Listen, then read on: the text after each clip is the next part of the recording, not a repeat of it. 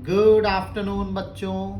आज इस वीडियो में हम यूनिफॉर्मली चार्ज्ड बॉडीज के कारण बनने वाली इलेक्ट्रिक फील्ड के न्यूमेरिकल्स करेंगे। ओके बच्चों, तो मैं चाहता हूं आप पहला क्वेश्चन पढ़ो। पहले क्वेश्चन में लिखा हुआ है a wire with uniform linear charge density is bent into two configuration as shown in the figure. Find net electric field at point O.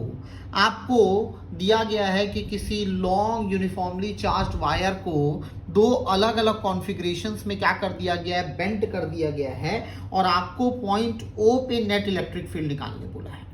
Okay बच्चों, तो ये रही आपकी कॉन्फ़िगरेशन नंबर 1। ओके, हम इस कॉन्फ़िगरेशन के कारण पॉइंट ओ पे क्या निकालेंगे, इलेक्ट्रिक फील्ड निकालेंगे।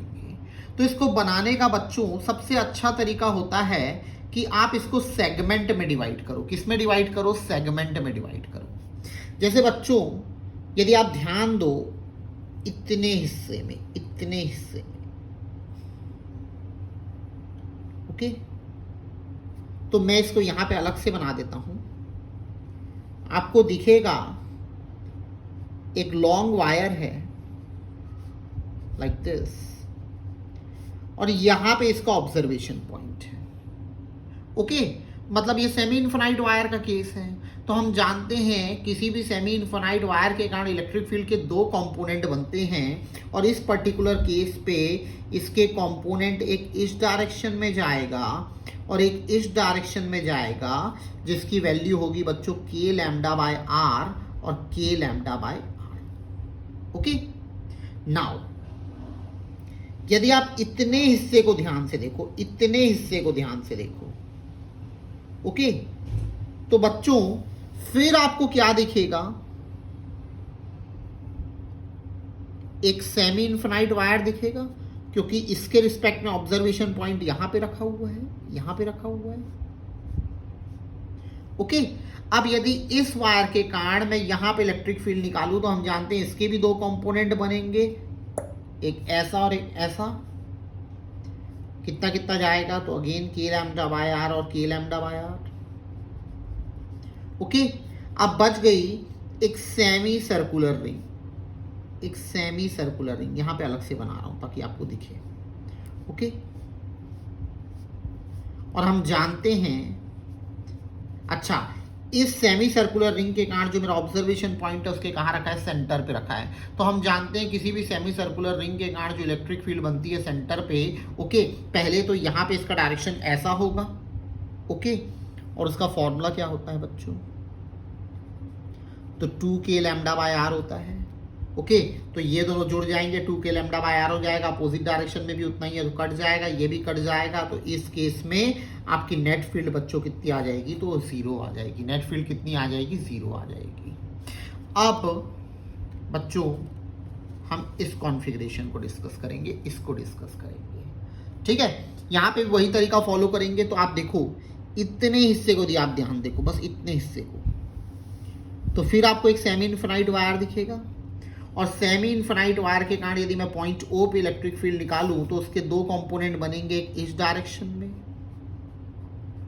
जिसकी वैल्यू बच्चों क्या होगी? तो के लैम्डा बाय आर होगी। एक नीचे जाएगा जिसकी वैल्यू क्या होगी? तो के लैम्डा बाय आर होगी। ओके, अब यदि आप यहां से देखो, यहां से, तो फिर आपको एक सेमी इनफाइनाइट वायर दिखेगा जिसके ऑब्जर्वेशन पॉइंट एक एंड के पास है।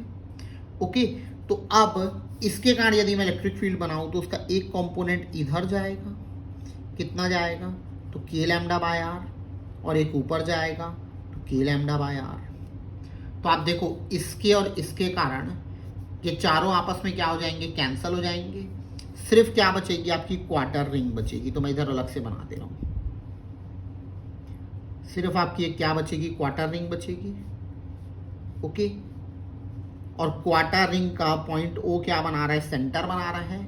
हम जानते हैं क्वार्टर रिंग के कारण जो नेट इलेक्ट्रिक फील्ड बनती है, आप चाहो तो कंपोनेंट भी बना लो, इसका कंपोनेंट ऐसा और ऐसा बनेगा, जो अगेन क्या होता है? तो के लैम्डा बाय आर और के, एक मिनट, सॉरी, ठीक है, ये ऐसे जाएगी ना इसकी इलेक्ट्रिक फील्ड। तो एक कंपोनेंट इधर बनेगा और एक ऊपर बनेगा, ठीक।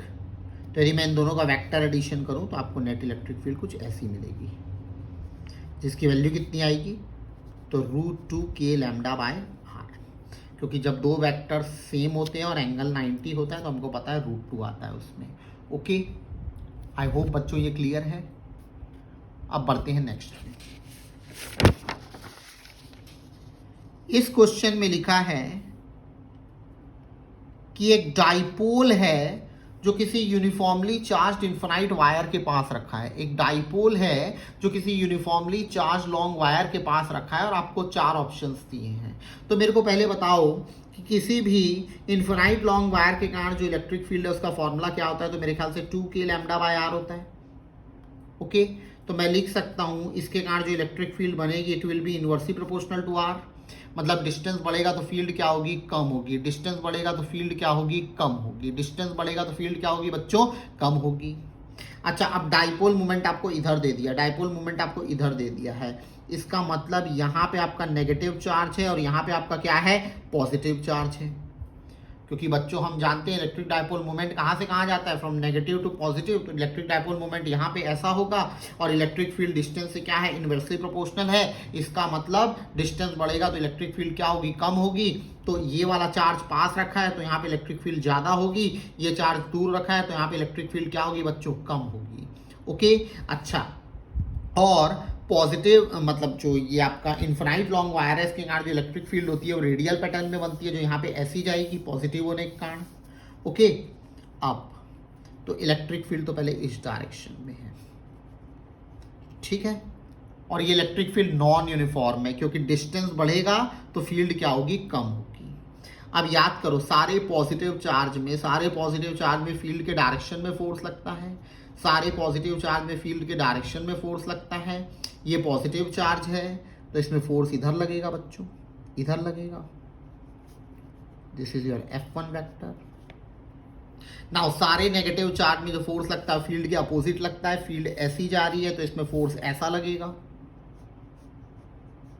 ऐसा लगेगा, F2 वेक्टर। अब क्योंकि ये इलेक्ट्रिक फील्ड नॉन यूनिफॉर्म है तो इन चार्जेस में जो फोर्स लग रहा है वो भी क्या होगा, नॉन यूनिफॉर्म होगा। मतलब दोनों की फोर्स की वैल्यू अलग होगी। तो हमको पता है F का फॉर्मूला क्या होता है, Q × E। यहाँ पे इलेक्ट्रिक फील्ड कम है क्योंकि डिस्टेंस ज़्यादा है, यहाँ पे इलेक्ट्रिक फील्ड ज़्यादा है क्योंकि डिस्टेंस कम है। तो ये फोर्स ज़्यादा होगा, ये फोर्स कम होगा। ओके, तो नेट फोर्स किसकी तरफ आ जाएगा, टूवर्ड्स द वायर आ जाएगा। तो ये डाइपोल कहाँ जाएगा, it will move towards the wire. Okay, और इट विल नॉट रोटेट। आप खुद ही सोचो, यदि इस पेन को मैं इधर से ऐसा खींचूं और इधर से ऐसा खींचूं तो जहां ताकत ज़्यादा लगाऊंगा पेन उधर जाएगा, बट ये कभी भी रोटेट नहीं करेगा। ओके, तो बढ़ते हैं नेक्स्ट क्वेश्चन की तरफ। इस क्वेश्चन में लिखा है कि 2 parallel line charges with linear charge densities plus lambda and minus lambda are separated by 2r in air. Okay, अपने को 2 लॉन्ग वायर्स दे दिए हैं, एक में प्लस है और एक में क्या है, माइनस है। ठीक, दोनों के बीच का डिस्टेंस आपको 2r लेने बोला है और इलेक्ट्रिक फील्ड बीच में कहीं पे निकालने बोला है इलेक्ट्रिक फील्ड बिटवीन देम, मतलब r डिस्टेंस पे। ओके, तो सारे पॉजिटिव चार्ज के कारण, ठीक है, इलेक्ट्रिक फील्ड यहाँ पे ऐसी जाएगी, वायर के कारण रेडियली आउटवर्ड्स रहती है। यदि पॉजिटिव चार्ज हो तो इधर जाएगी, कितना जाएगी, तो 2k λ/r। ओके, अच्छा, और सारे नेगेटिव के कारण जो फील आती है वो रेडियली इनवर्ड्स आती है। कैसी आती है, रेडियली इनवर्ड्स आती है। तो इसके कारण यहाँ पे इलेक्ट्रिक फील्ड इसी डायरेक्शन में होगी, बच्चों। और कितनी होगी, तो 2k λ/r, क्योंकि इसमें सिर्फ मैग्नीट्यूड पुट करते हैं और दोनों का लैम्डा आपको क्या लेने बोला है, सेम लेने बोला है मैग्नीट्यूड में। ओके, अब दोनों का डायरेक्शन सेम है, सेम डायरेक्शन के वेक्टर बच्चों क्या हो जाते हैं, ऐड हो जाते हैं। तो यहाँ पे नेट फील्ड कितनी हो जाएगी, तो it will B 4k λ/r, क्योंकि दोनों क्या हो गई हैं, ऐड हो गई हैं। अब आप चाहो तो k को हटा सकते हो, इसको लिख सकते हो 4πε0 1/4πε0 λ/r। 4 काट लो तो ये अच्छे से, यदि इसको दिखाना है आपको तो हो जाएगा λ/πε0r with the unit newtons per coulomb, और डायरेक्शन इधर है, इधर है। ओके, तो बढ़ते हैं बच्चों नेक्स्ट क्वेश्चन की तरफ। ओके, एक अच्छा क्वेश्चन है ये। इसमें बोला है एक ग्लास रॉड है जिसको सेमी सर्कल के रूप में क्या कर दिया है, बेंड कर दिया गया है, रेडियस आर लेने बोला है, प्लस क्यू चार्ज को ऊपर में डिस्ट्रीब्यूट किया है, नेगेटिव क्यू को नीचे में डिस्ट्रीब्यूट किया है, और आपको इलेक्ट्रिक फील्ड कहाँ पे निकालने बोला है, पॉइंट पी पे निकालने बोला है। आपको इलेक्ट्रिक फील्ड कहाँ पे निकालने बोला है, पॉइंट पी पे निकालने बोला है। तो बहुत सिंपल क्वेश्चन है। देखो बच्चों, ये क्वार्टर रिंग है, पहले इसको देखते हैं। इसमें कौन सा चार्ज है, पॉजिटिव। पॉइंट पी बच्चों उसका क्या बना रहा है, सेंटर बना रहा है। ओके, तो इसके कारण यदि मैं यहाँ पे इलेक्ट्रिक फील्ड निकालूं तो हम जानते हैं एक कंपोनेंट ऐसा बनेगा और एक कंपोनेंट ऐसा बनेगा, जिसकी वैल्यू क्या होगी, तो के लैम्डा बाय आर और के लैम्डा बाय आर। ठीक, अच्छा अब इसको भूल जाओ, नेगेटिव में आती है, नेगेटिव में आती है लाइक दिस। अब सिर्फ इस क्वार्टर रिंग के कारण यदि मैं इलेक्ट्रिक फील्ड निकालूं तो ऐसी जाएगी, मतलब इसके दो कंपोनेंट यदि मैं बनाऊं तो एक इधर बनेगा और एक नीचे बनेगा। Value again by symmetry same होगी, के लैम्डा बाय आर और K lambda by R. Okay, तो ये दोनों बच्चों कट गए, ये दोनों ऐड हो गए, तो आपका क्या आ गया, 2k lambda by R with the unit newtons per coulomb.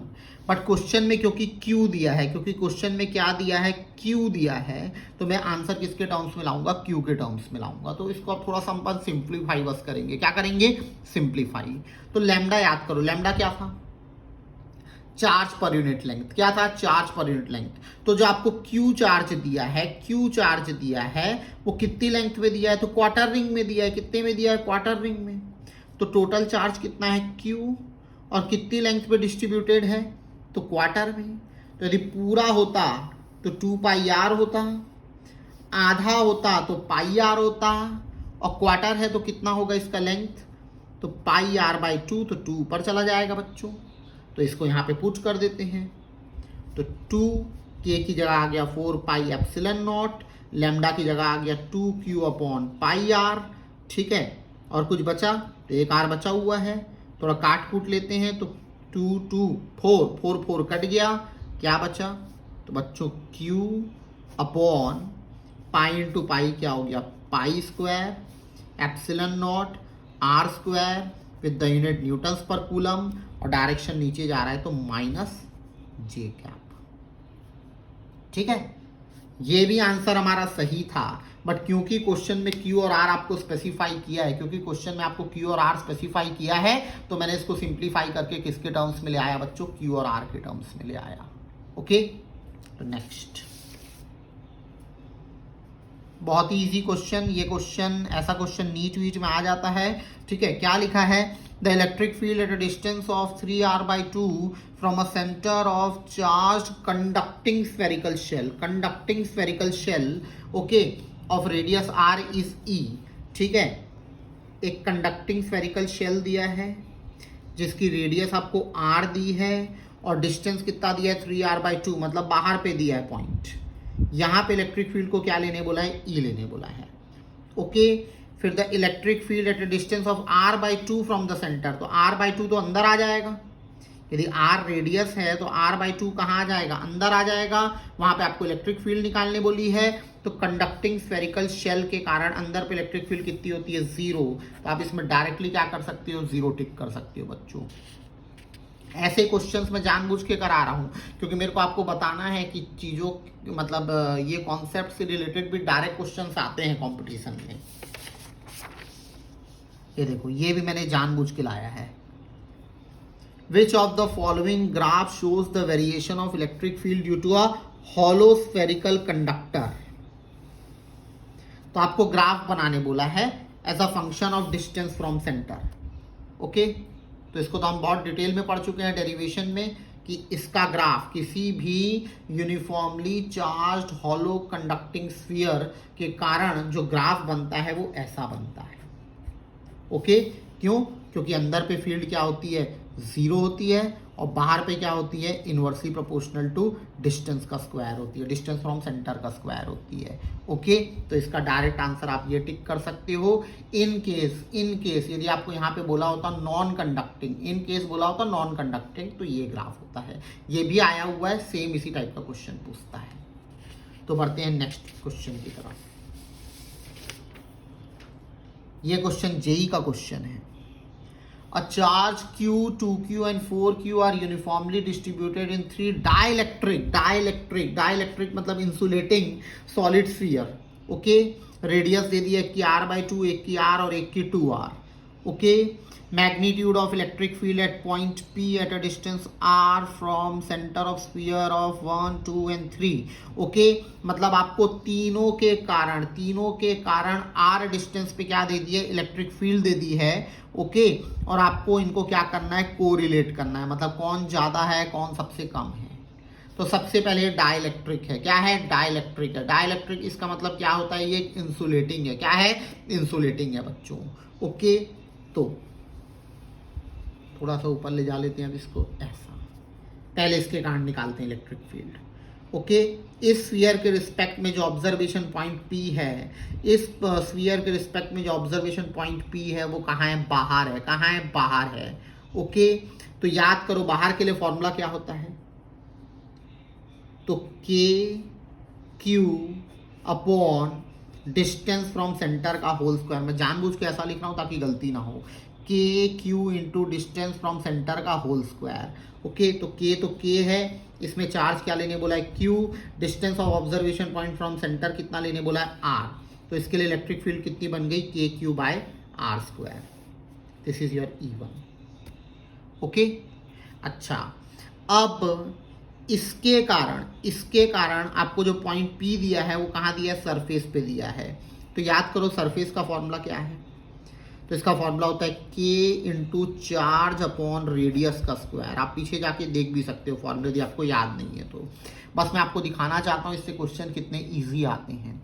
Okay, तो K है, इसमें चार्ज कितना दिया है, तो 2Q अपॉन रेडियस को R लेने बोला है तो R²। ये क्या मिल गया, E2। अब बचा E3। ठीक है, E3 मतलब इस सॉलिड स्फीयर के कारण पॉइंट P पे इलेक्ट्रिक फील्ड, इस सॉलिड स्फीयर के कारण पॉइंट P पे क्या है, इलेक्ट्रिक फील्ड। ओके, इसका फॉर्मूला क्या होता है, याद करो, ये इनसाइड ऑब्वियस सी बात है, पॉइंट P अंदर दिया है, तो इसके लिए फॉर्मूला मेरे ख्याल से होता है K into charge into distance from centre upon R³। ये फॉर्मूला होता है, वेयर R क्या है, रेडियस लिखता हूँ, गलती नहीं होगी, रेडियस का होल क्यूब। ऐसा लिखने में कभी गलत नहीं होता है बच्चों।